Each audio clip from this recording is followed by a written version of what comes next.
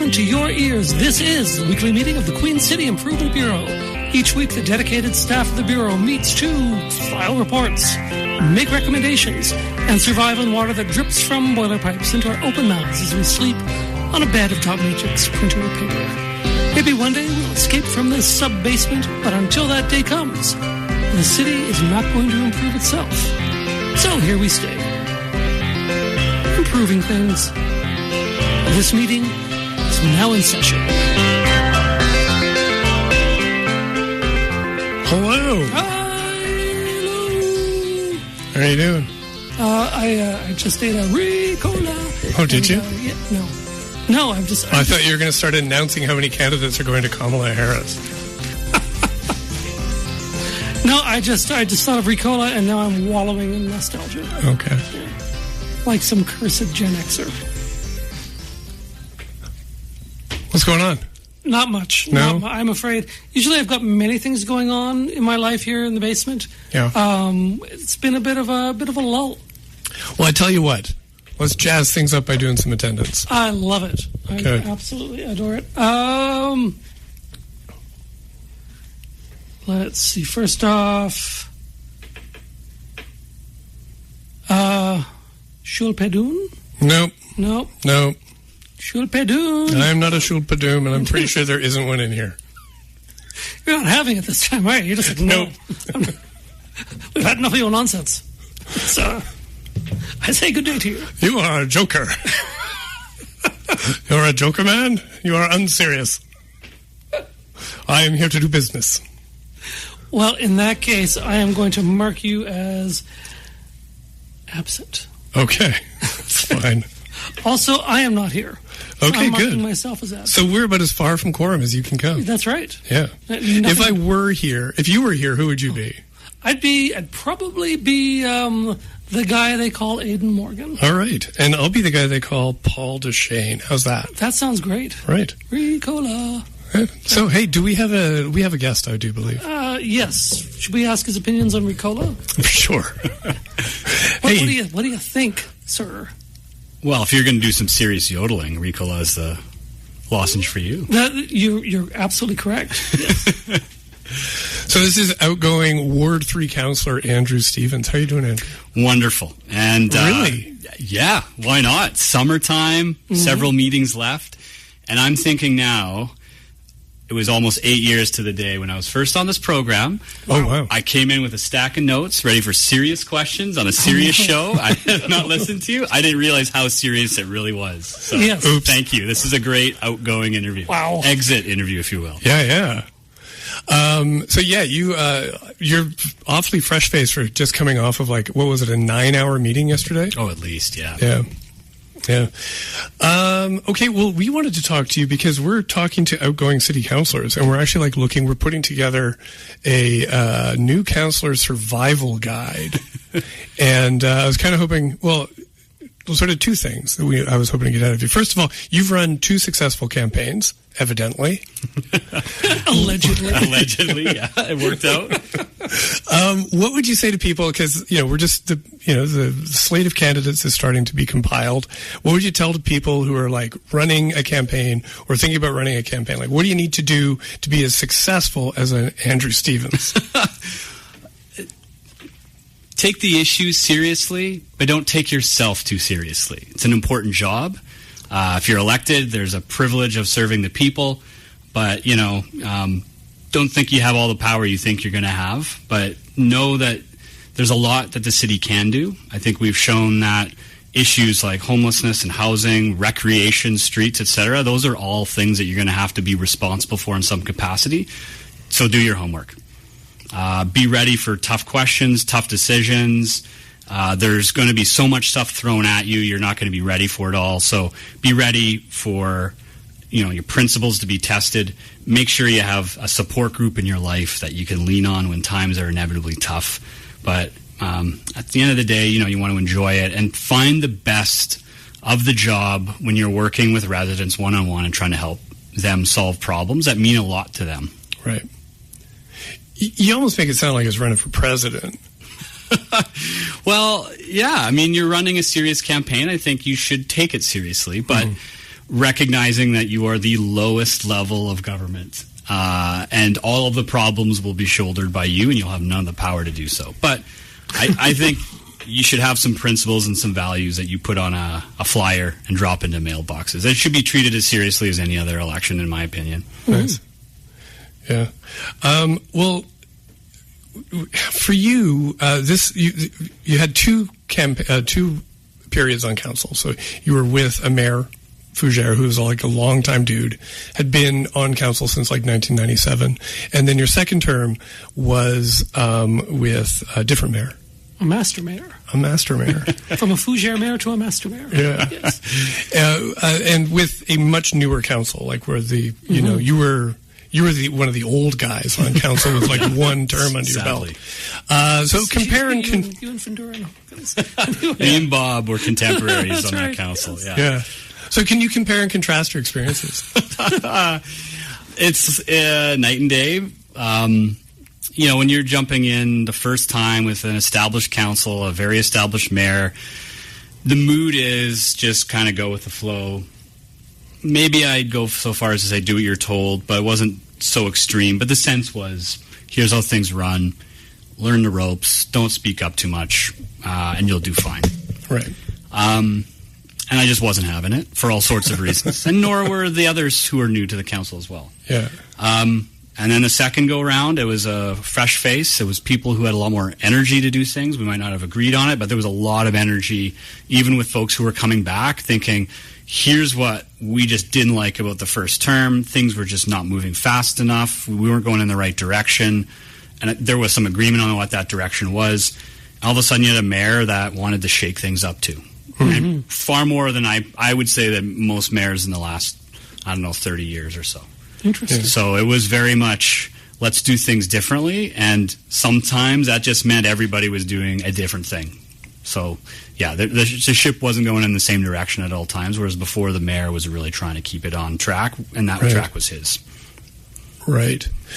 Which would you say was more successful? Which council did you get more done on? Oh, this one. Yeah? As much as people might question that, I don't know what we did in the first term. Right. I know I had a lot to learn, but there was stuff that I started. Most of those policies and things that I had started to advance, along with other councillors, only came to fruition in the second term. But way more I think more happened, and more reports and more issues in the first 12 months of the council than probably the 4 years I started, 2016 to 2020. Right. So more stuff has happened, and I think the pace at which it changed disturbed people. Yeah. The members of the public who weren't used to things changing at all. Right. Well, okay. It looks like there's going to be a similar sort of like shift, right, into going into this new council, because a lot of councillors are not running again. So even if we have the same mayor as continuity going through, it could be like Shannon Zakidniak could be the Andrew Stevens on this council. And what would you say to people who are coming into something that's a little bit more like they're going to be thrown in sort of like neck deep into like all the stuff that's going on right now? Oh man, get ready to learn. And if you are that so-called lone voice, learn how to play it. Now, I didn't actually have to do that. I made alliances with unlikely people. You really, like, if you were to ask folks what political party they would vote for, it'd be all over the map. But I was able to work with them and they with me, and new and old. You have to be willing to work with people. I think you'll find common ground. That won't be hard. But just be ready to be an opponent of issues, and be ready to be a lone vote no. And I'd say that still goes today, but just be ready for that. And that's okay. You got elected. You have a set of agendas that you wanted to advance based on what the community has told you. Go for it. Cool. Be ready for it, though. Yeah. Now, something that came up at council yesterday, I think applies to this. Councillor Nelson brought forward a motion to hire a preceptor, or like acquire a preceptor. She defined this as somebody who would watch council meetings, make notes, and then afterwards let you guys know how you did. And yeah. You've never heard of this either? I have never heard of this. Preceptor. Wow. Yeah. It just sounds like something from a British boarding school. Yeah. Yeah. It might be. I'm just thinking somebody with a ruler who'll just go and slap your hands with it. Or ancient Roman governance. We'd like to hire a Praetorian guard. Yes. In case people start getting out of order. Yeah. Or the populace try to storm the chambers. Yeah. Anyway. Oh, no, but I mean, the preceptor was kind of going to take on this role where they were like, giving you guys tips and pointers on governance and, running a meeting and stuff like that.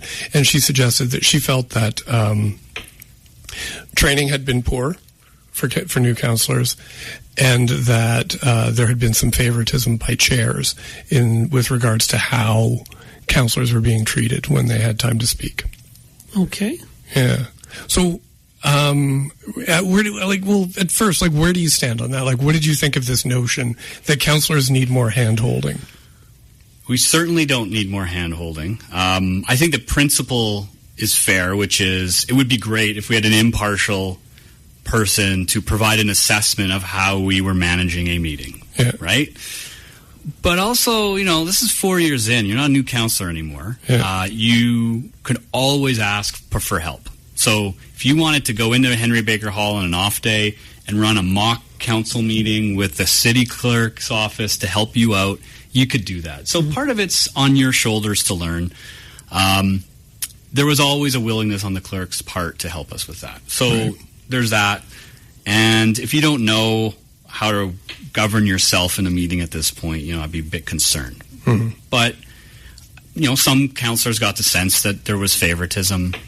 I actually didn't see it this time. I mean, it's no mystery that the mayor and I didn't get along, and I've challenged her rulings, and others have too for different reasons. But I think there's been more debate. There's been more discussion. The budget meetings are day upon day of discussion, whereas Mayor Fougere wanted them wrapped up in an evening. Right. So we have more conversation. There's more mic time. So I wouldn't agree that some people get more time than others this time around. So... But, if a councillor colleague says I need some help, then I'm willing to say, well, how can we work together to get some recommendations in place that maybe it improves the training? We go through a really rapid training process. It's not enough. So I was trying to meet Tarina halfway. Right. And all it really asked for is the clerk would put together a set of recommendations on how to improve governance and process. But the preceptor, maybe there's a principle there, and he can decide on whether or not we'd go ahead with it. Maybe you could bring in your own outside counsel. To be honest, you could bring a friend in there who knows rules of order and have them help you out. Yeah. But I don't know, 4 years in, I think we should probably know how the meetings work. See, I was kind of offended because I felt like, sitting there watching council meetings and then, telling you guys how you did. I thought that was our job. Yeah. Well, that would have been a nice joke to insert there. It's we already have Paul Deshane and we have Aiden. Yeah. Why do we need to hire somebody to do this? Just go on Twitter 70% of City Hall does to see what's going on in Henry Baker Hall. So you're right. Maybe you should apply for the job. Just tune in on Thursday nights if you want to hear. Exactly. Easy enough. Yeah. I was actually going to read some of my notes from last night's meeting, but I can't actually read them on the air. The CRTC would smack us down. Oh no! I have to see these. Yeah. Is it language or are you language? Yeah. There were no threats. I was uttering threats. No. There was a lot of head banging on my desk during this meeting. You too. Yeah. Okay, well, we're on 91.3 FM CJTR, Regina Community Radio. We're the Queen City Improvement Bureau, and we're talking with outgoing councillor Andrew Stevens. Of Ward 3. Ward 3, yes. Yeah. Big changes have come to Ward 3 over your time. Huge, yeah. I want to get your opinion of what they are, but I mean, the community safety zone is now in effect. 40 kilometers per hour, you were pushing for 30. How do you feel about how that turned out? So far, so good. I mean, I live right off 13th. I have 2 kids that are going back and forth to parks, ice cream all the time. I feel better as a parent letting them go across the street where there is no blinking lights. It's narrowed the roads. I noticeably, I can see cars are stopping when pedestrians inch towards the intersection. So on 13th Avenue, I have to say it's working. There's going to be formal technical assessments of speed and so on, but 13th Avenue safety, in my opinion, as someone who uses it, I think it's great. And actually, if there's a criticism, it didn't go far enough. We're getting interest from folks in North Central, in the Southeast. Really? I have to say, one of the consensus items when the Board of Police Commissioners a couple of years ago went on the road to communities, one thing that united neighborhoods on an issue of safety was traffic and pedestrian safety. So I think that's something we can agree on, and I think it's going well. It never ceases to amaze me how much small changes that I think are pretty pedantic just ruffle so many feathers, and people pretended like 13th Avenue was going to collapse. I think it's a bit of a joke, but that seems to be the way things go in certain neighborhoods. I think things will go just fine. It'll be safer, and I think other communities are going to want to see the kind of investments we've made on 13th, which exist elsewhere, but just the most focused approach which we have. Yeah. You had mentioned at the time when you guys were putting that through that inevitably you're going to start hearing from the people who felt that like a certain amount of death is like to be expected, yes. and that you didn't want to hear from them anymore. Did you hear from them, and like what were the kind of like what's the pushback that you've heard? Most of the pushback has been ridiculous. Really? But there's a lot of it. Like, I think there's a lot of fair criticism, which was, 30 kilometer signs are not sufficient. You actually need traffic calming infrastructure. And then I got to explain to them that's actually part of the plan. So that's a fair criticism. But some of it was like it's pedestrians crossing when they shouldn't be. It's people on their phones, et cetera, et cetera. It's always the victim, the pedestrian or the cyclist, without any evidence. Yeah. And there's certain residents who have been around the block a few times, and they were part of a forum in the 1980s that was assessing this. The debates were the same 30 years ago. Of course. And there were 2 deaths at that time, which that committee tried to rationalize, saying it was their fault, et cetera, and we don't want to go overboard with the safety provisions. So I'd say some of the concerns that I heard were just absurd. And it's blaming the people that were hit. I'm not going to investigate why, and just reaching for every example they could to suggest that cars are fine. Yeah. The F-150 whipping down there at 60 is not to blame. I think that the bigger the vehicle a person owns, the more children they should be able to run over. Death rates in 2000. Exactly. I think if you go and buy like a F-150 or 250, I think you should be able to kill at least maybe 3 kids, maybe every 3 years. I think there should be a quota on how many kids you have to kill with that truck. Exactly. Yeah. We should all dream that our children can grow up to be red stains on the road. Exactly. It's a mutual assured destruction situation. Yeah. So you just need to continuously buy a bigger and bigger vehicle to survive the catastrophe of the smaller trucks. And when if you manage that gamut and get to the age of 16, then you can be in a position to buy your giant truck to try and mow down other children. I mean, it's just circle of life. It's brilliant. Yeah, it's brilliant. I hear it's the only way to get into Ragnarok from Regina is to be killed by a vehicle. Yes. So if we want a great life in the afterlife, we should hope for death by vehicle. It's a noble death, yeah. Just knock on Valhalla's door. Yeah. You get hit by a truck, down come the Valkyries, and they lift you up. Well, what bits of you? Several Valkyries come. Yes. Scoop you up. Scoop you up, yes. Yeah. Yes, exactly. Take you to Valhalla and pour you out in a stein. Well, it's only a matter of time before Advanced Regina insists that we need a car on council. And that's going to be the 12th vote. There's going to be a parking lot in Henry Baker Hall. Yeah. And we want to make sure that all cars matter. Yeah. It's important. And they have to have a say. Just honk if it's yes. Yeah. And when people vote, if you're a lone opposing vote and you lose, you have to get on the track and try and outrun a vehicle that chases after you. It's coming. You joke now. Oh, it would make the meeting so much more enjoyable. I mean, it'd be enjoyable for us. Yes. Not for the councillors. No. It might, maybe, but... Yeah. Well, speaking of parking lots, speaking of votes, we're getting a new Costco with a parking lot that's the size of 3 Costcos. Congratulations! Yes. Where are we getting our new Costco? In West Terra, the neighborhood that the appendix of Regina, right. Yes. that dangles like a goiter. Yes. Off the neck of Regina. Right. I'm sorry. It's a great way to put it. Yes, I'm sorry to the people of West Era. I'm sure it's a beautiful neighborhood for everybody listening. Yeah, that's right. It's a beautiful goiter. Yeah. Anyway, so yeah, I didn't know we were getting yet another Costco. Mm-hmm. Is this going to replace the old one, or do we need more Costco? I don't know. Ask the expert. Well, as far as I know, it is an additional Costco because the other one has just been built, and I think there was conversation at the time and a little bit of begging to have another Costco in town, and I guess they listened to it. And West Era is, as the goiter that it is on the outskirts of town, and I think the residents there were promised by the developer a complete community.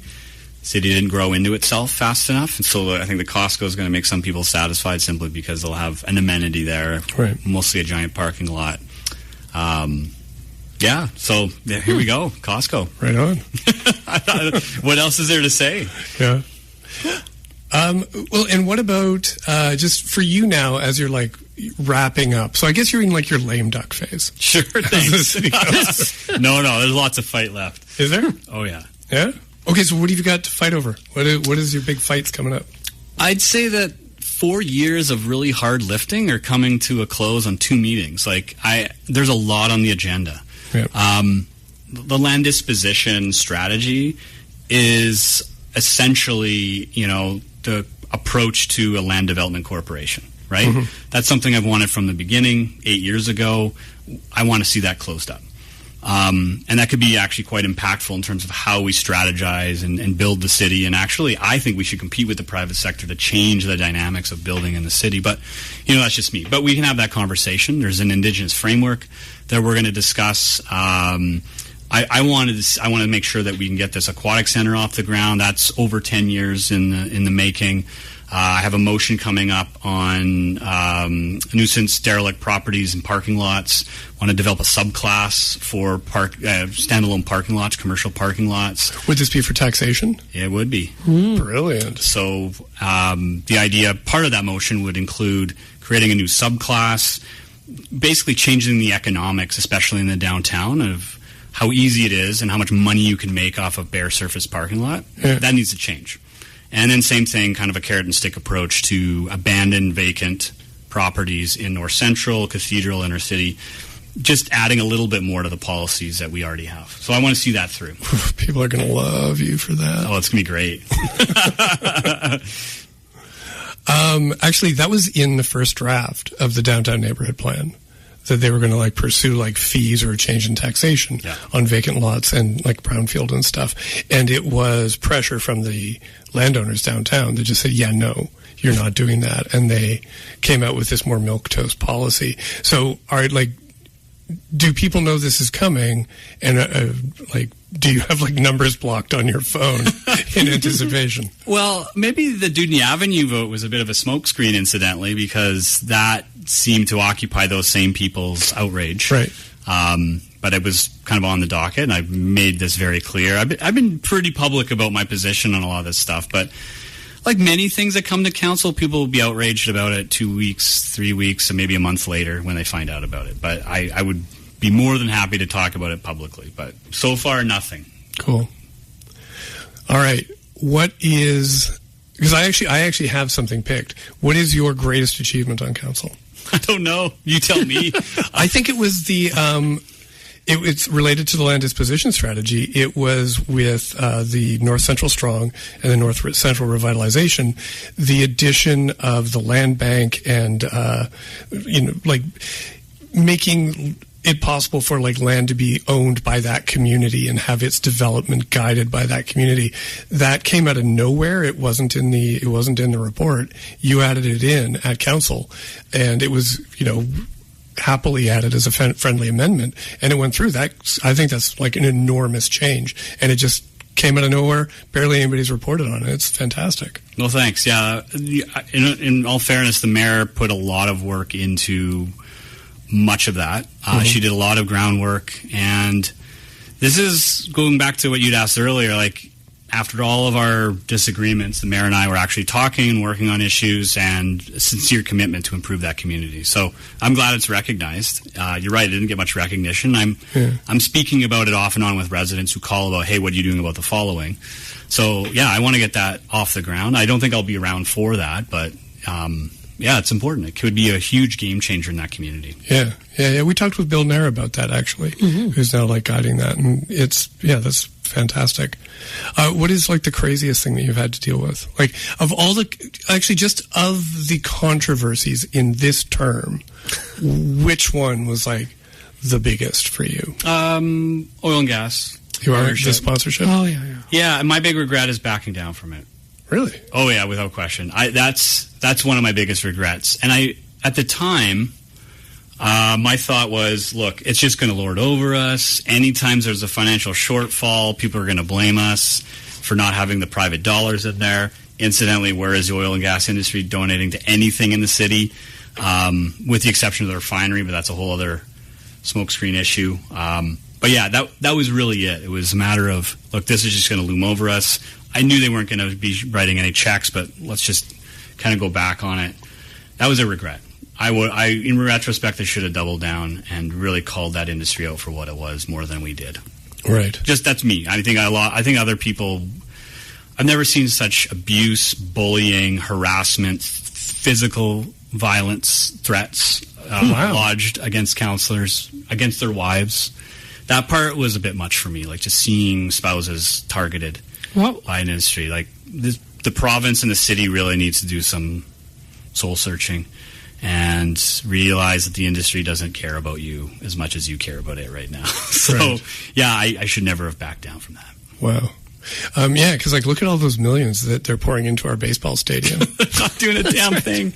Yeah, it's kind of comical, to be honest with you, with the exception of the refinery and Frost, which that check was written a mere 2 days after they settled with the city out of court for the damage to the sewage treatment facility. So, that's the only real oil and gas contributor of that scale in the city, despite... It's like lawsuits? Covering up the effects. Yeah. But, yeah, where is that money? Yeah. I don't know. Yeah, because we could use it for the pool, too. We could use it for the pool. Yeah. You name it. You could fill that pool with oil and gas. Maybe we promised. There's a lot of synergies there. Yeah. We could become a new storage site. Hey, there we go. Tailing pond pool. Let's do it. Pond pool. And somebody will have to pay for the suits for the people who like swim in it.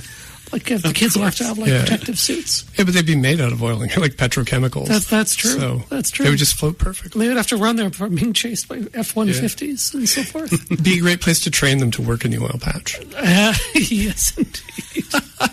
It can be an addendum to the school curriculum, right? Right. So it's common. Yeah. They could do their co-op in like the Lawson oil pit. All right. Well, we should go on to innovative revenue tools. Do you have any? I do not. Andrew, any ideas for how the city can raise money apart from like milking it from the oil and gas industry? Real ones or joke ones? I don't know. Yeah, sell roads, toll roads. There we go. Toll roads. Put that out there. I want to see a headline. Andrew wants toll road. That might be. Maybe that's a good last motion. Yeah. Okay. Yeah. Please do. Please just do. for fun. Yeah. All right. And well, now we'll go on to the recorded ones.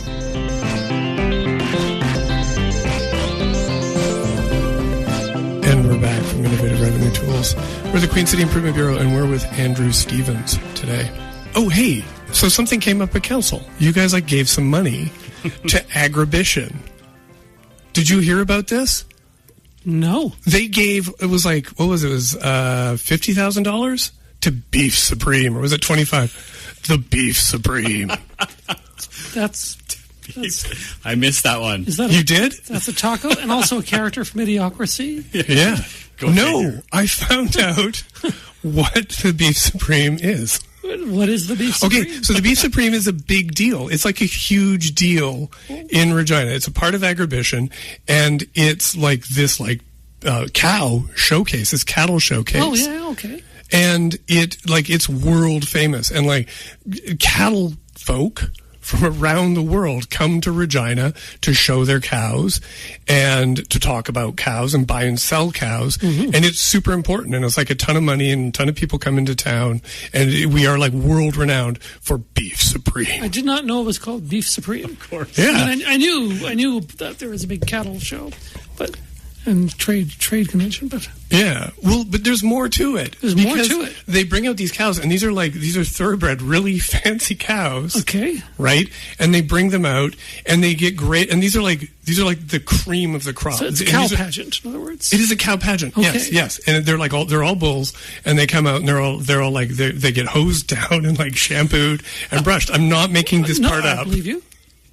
I'm not making this up. And so it's literally like a dog show for cows. Okay. And then like the best cow gets picked, the best bull gets picked, and then it's studded.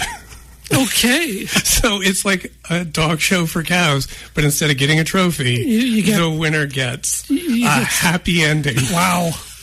Many happy endings, I'm sure.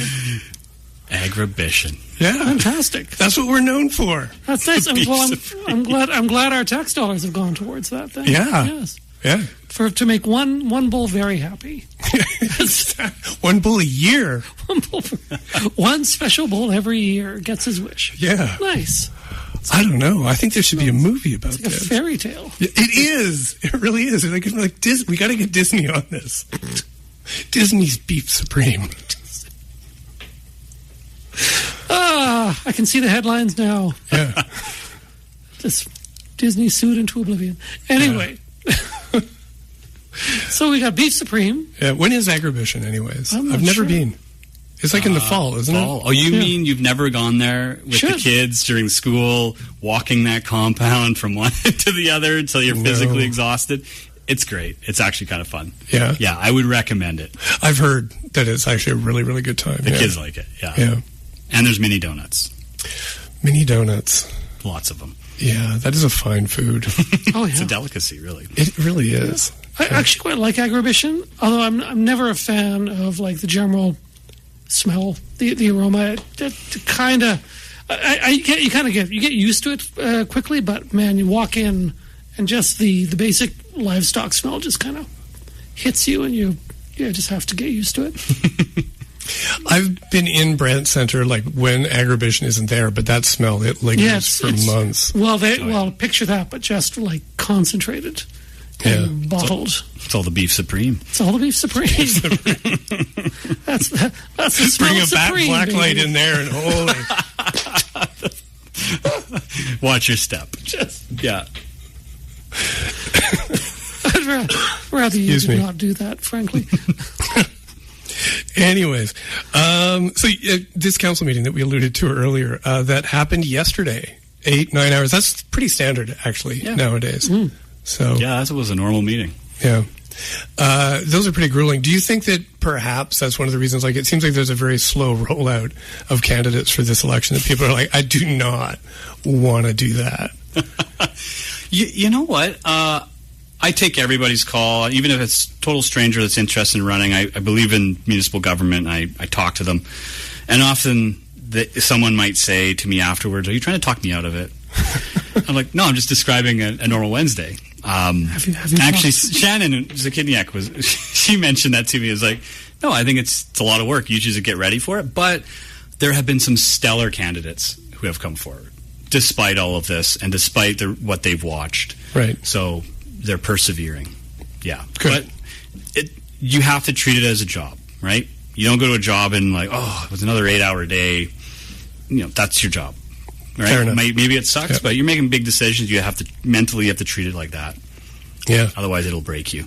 I have a question for you. Yeah. Have you seen Brandon Abtosway's Instagram feed? No. It's cars. It's cars. It is literally just like the entire grid is just dozens and dozens of photo sets of his cars. It's fascinating. Beautiful. Okay. So if he becomes mayor, it will be like electing a county council. They'll do it. They'll put one of his cars. CAA finally has their candidate. Finally. Okay. Yeah. Okay. Great. All right. That's good to know. Okay, so, but what was on the agenda yesterday? There was, as always, big stuff on the agenda. I guess I'm going to run through some of these things in reverse order because that's the way I remember them. Sure. Reconsideration of the permanent emergency shelter. So it was a very heavy day for tabling things and voting to not do things. Can you explain why we're not actually reconsidering it? We're tabling that motion. Sure. So leading up to this, I was having conversations with the mayor. I was having conversations with the public, people in the know about real estate and city administration. And so I put that on there because I wasn't going to let council collectively off the hook for what I thought was a bad decision. And I wanted us all to remain honest and make sure everything was on track. And so if you were to say, no, I don't like it because of this location, but here are some other conditions, I wanted to make sure that we didn't lose it. What it turned out is work was already being done, I think partially because of the deadlines that were being set to inquire into other spaces. And so basically in closed doors, we had conversations about confidentially alternative spaces that we could consider. And so that may actually have been better than what was initially proposed. So I didn't let it die, but we're going to see in September the new report on an alternative location as well as a reconsideration. And so I wanted to keep that issue alive. But it was tabled strategically and very purposefully because I don't want the issue to die, but I also knew there was a report coming back which would get us where we wanted to go anyway, if council approves it. So the location of the new shelter, was it? Did you actually get to hear the location that will be proposed in September? Of the options considered, we would know where it is. Yeah. So, and that's in camera, private. You can't share it. So, could you share? I'm saying all I can about the location. Right. And that is, we know if one of those ends up on there. Yeah, that's what we were talking about. Okay, more seriously, the last location that came forward, that was the spot on Albert Street, just north of Dewdney Avenue. A bunch of people came forward, said, we don't want this in our neighborhood. That was compelling to council, and they voted to kick the can down the road on this. What assurance do we have that this new location coming forward in September is not also going to face the same kind of scrutiny and pushback and get kicked down the road? It will absolutely face the same challenges. Really? And I'm going to be cutthroat about making sure that people are honest with their statement. If you just don't want it, I have respect. At least you're being straightforward. But none of this, it's not perfect. Look, this ain't Goldilocks looking for the right bed and the right porridge. Right. Mm-hmm. These are complex issues, and there's no perfect space. So stop dreaming about that. But we have asked for the provincial support for operations and capital. We're getting it. We're essentially getting what we have fought for years to achieve. And when the Minister of Social Services is dumbfounded publicly about, but they've been lobbying me for years to do this, and then they turned it down. No, I'm not going to let people get away with it easily, to be perfectly honest with you. But I think most of council does want something. I think, I won't name my council colleague, but this individual has always been against downloading and doesn't want us to get into the business of saving people's lives. And he's kind of shifted his statement around to make it convenient for himself. And no, you're going to stick to your original position. But I feel as though this might pass through council next time.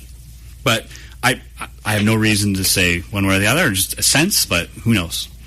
It could certainly fail. Yeah.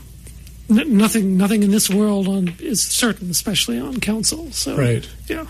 But will it just pass just because it's the second choice? Right? Like, they went through all this Sturm and Drang to, get rid of the first one. And then you guys were kind of publicly humiliated over that, yeah. I feel.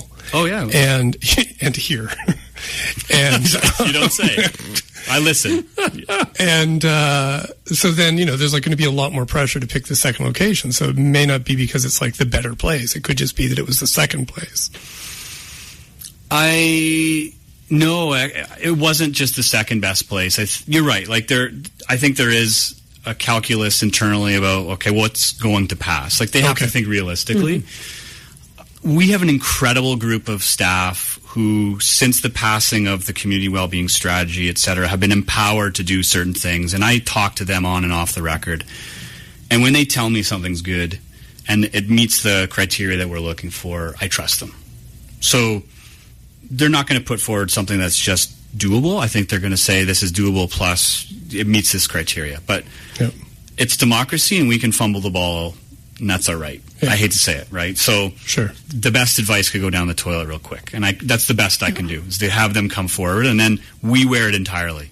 Not the province, not staff. This is all us, and that's why I think that last decision was, in my opinion, quite foolish, because it was a disgrace on our behalf collectively that we got everything we wanted and we still turned it away. Yeah. What if an eccentric millionaire came forward and said, I have the perfect facility for you guys for free, but council has to spend one night in there. Also, it's haunted. What if? And if you can spend one night in there, then you get the whole thing for free. You know what? It might be eye-opening for all of us to look at what it's like to live in a homeless shelter and realize there's a reason why people sleep on the street. You know, that actually was my kind of follow-up to that. Yeah. It's sort of like the transit day. Yeah. You know, exactly. I think we might be writing checks real fast if we could say, we'll pay you the money so long as we don't have to be in a shelter. I think that would be a game changer. Yeah. I mean, wait till I tell you my idea for how to deal with vacant properties. Oh, I want to hear them. Every 6 months, add one clown to the vacant property, which the city can pay the clown a stipend, but you'd bill it back to the property owner. Okay. But every 6 months you get another clown, and there's always a chance you get cumulative, and there's always a chance that those clowns would get together and make more clowns. You never know. I think there would be I think the neighborhood would have such an uproar that the property owners would take care of it right away. Well, I'll take note of that. Maybe that's an amendment for September. Yes. There we go. Clowns. Scare people into development. Exactly. Cumulative clown.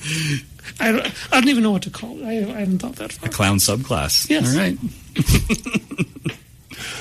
All right. All right. Next item. Renaming Dudney Avenue. That failed. Yes. And that surprised me because, staff seemed ready to go. They seemed super prepared. They seemed to really know their stuff. They seemed energized by this idea.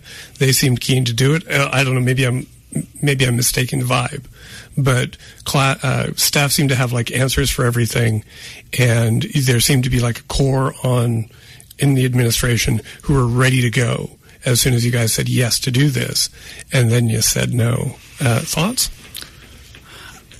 You suggested earlier I was a lame duck councillor. I will say that I have not worked as hard as I have on a number of issues until recently. Tons of conversation with the city manager, other staff. So they were ready because I and other councillors were feeding them questions and getting them to provide information without having to have the motion directed, right? So they were doing a lot of work, and nothing's new about this.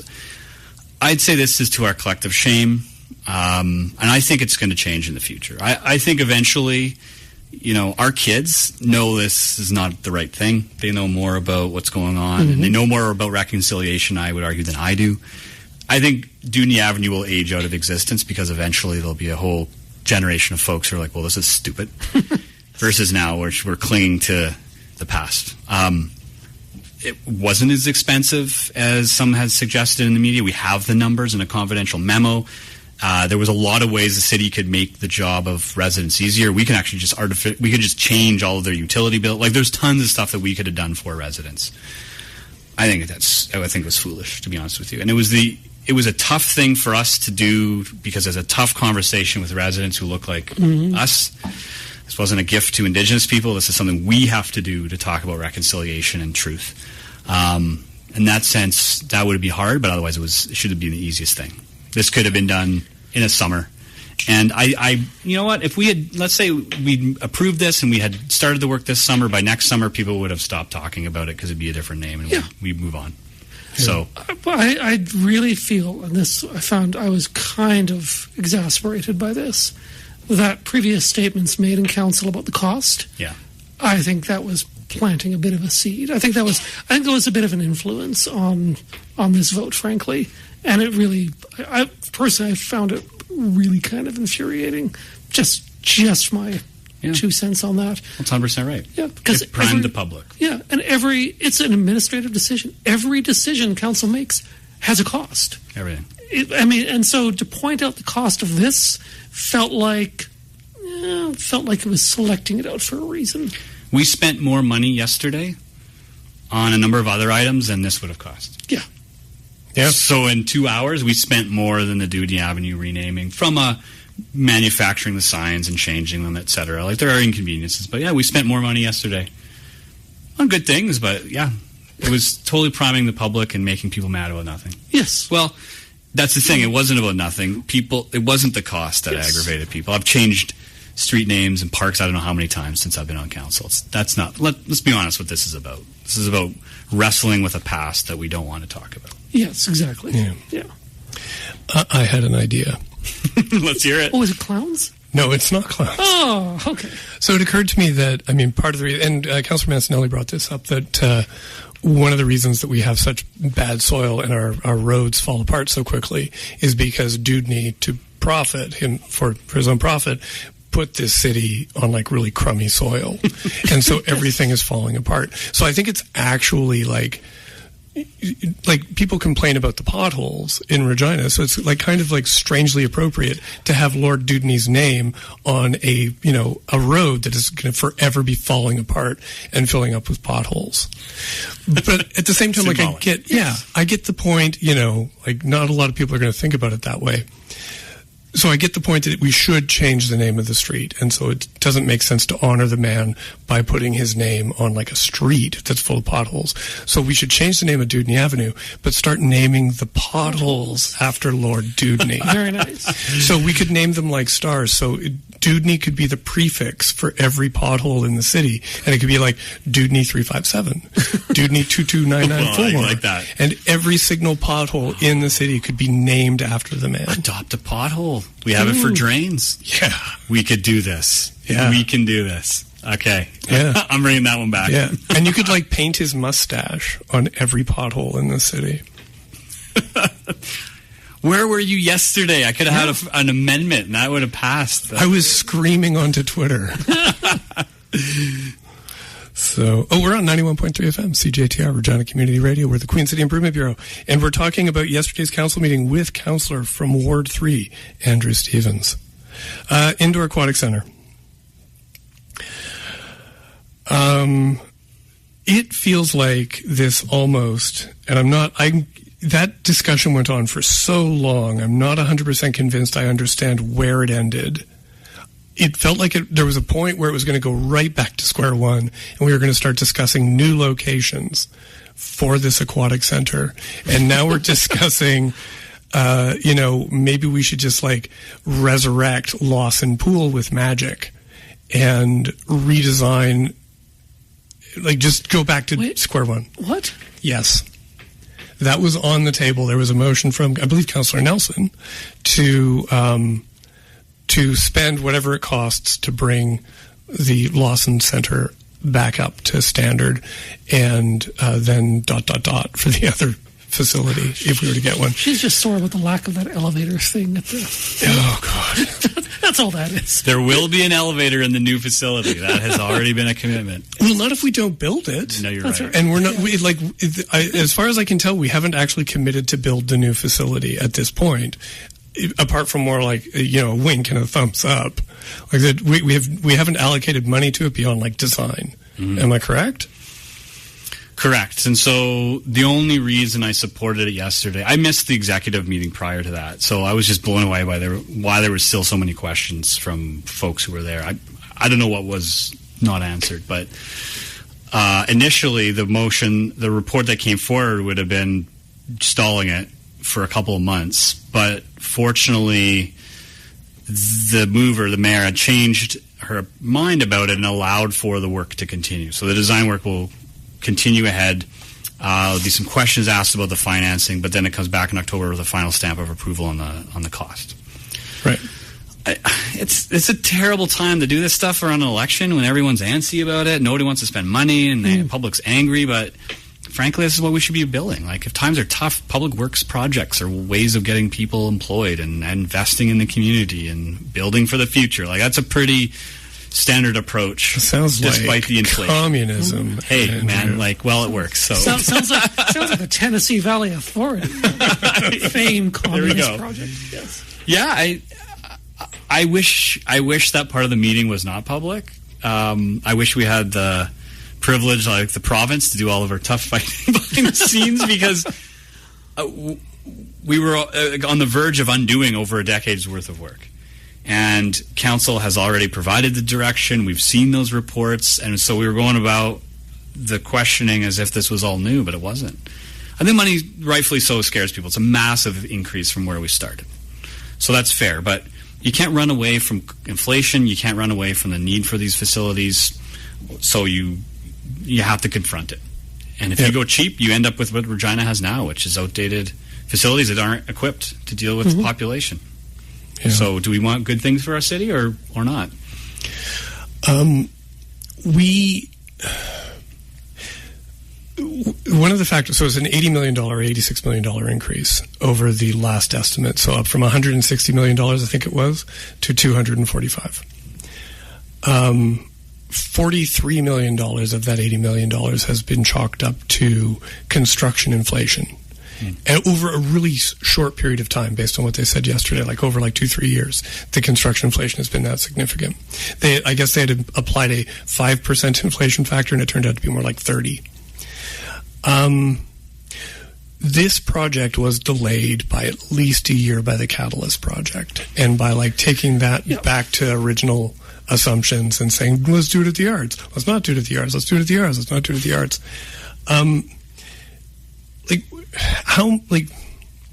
What is the I guess I'm wondering about the cumulative premium of council indecision and this being, careful with taxpayer money that ends up costing more taxpayer money.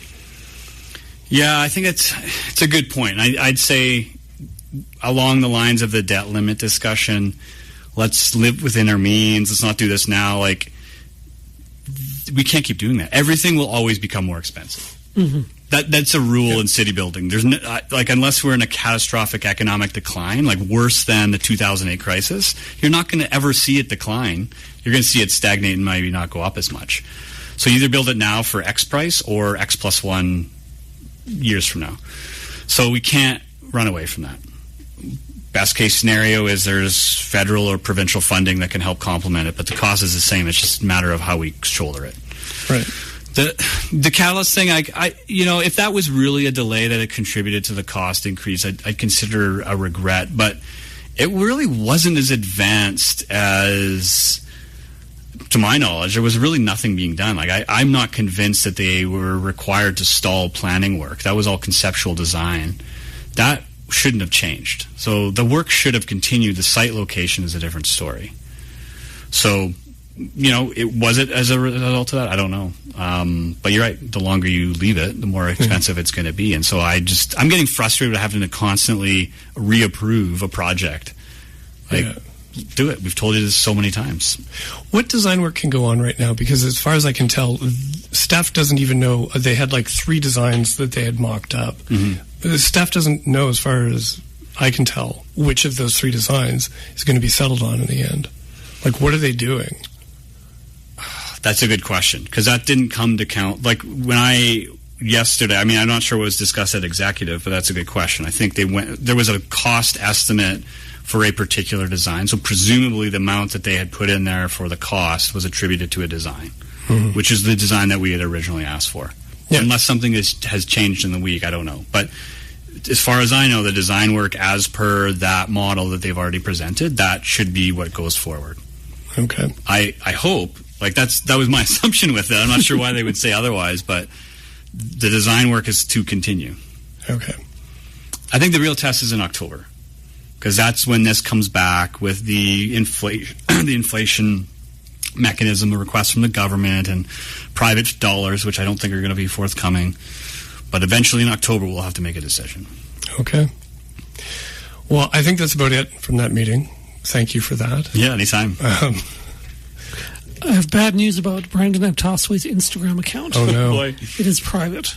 He's locked it down. No longer can I go, as I do these days, and stare at his great smooth gray grid of cars. Oh, no. Yeah, it's actually kind of interesting to see. The mystery. Yeah, so I'm wondering what they... I have a feeling that people were probably landing on there and leaving comments about his Facebook liking of Advanced Regina. I think that's probably people got annoying, so he locked it down. Yeah. So. Well, brace for it. That's just the start, my friend. I was going to say that's being a public figure. You get weirdos coming at you. Is that me? Can't it be both of us? Can't we be weirdos coming at politicians together? Yeah. Anyways, we've pretty much run out of time. All right. Yeah. Thank you, Andrew. Yes, thank you for my final debut.